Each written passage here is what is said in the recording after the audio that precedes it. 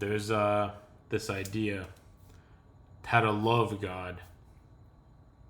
What's really interesting about knowing how to do that in the Bible is that the Bible, the Bible's in multiple languages, and it's actually a good thing because sometimes multiple languages they give you different angles. They have like each because every language has a personality.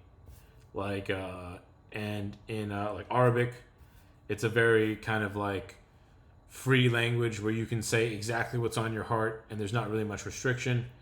Hebrew, it's almost more. It's related to Arabic, and it's more kind of. It splits things into black and white, which isn't a bad thing because everything you have to split into black and white, right, to understand anything. So you maybe if there's a bunch of gray, you split all the gray into black and white to understand it.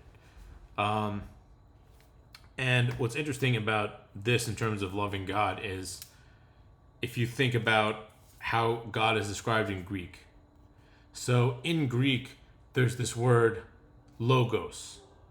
And in the Bible, in the New Testament's in Greek, it says God is the Word.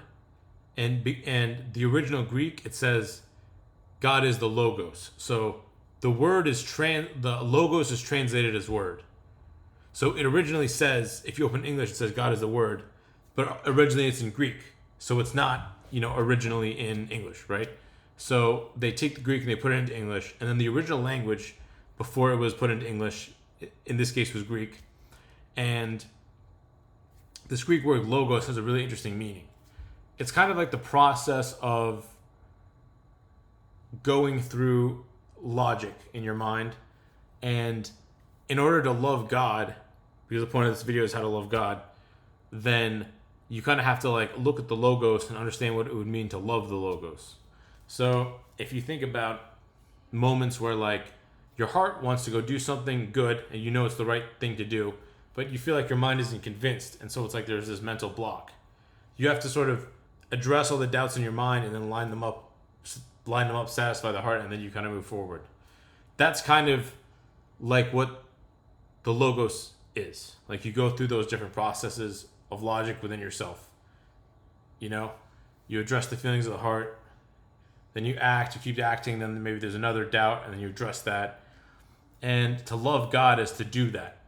It's to kind of like where you feel the push of the logos, you like go there and go in the right direction. And God rewards love towards him.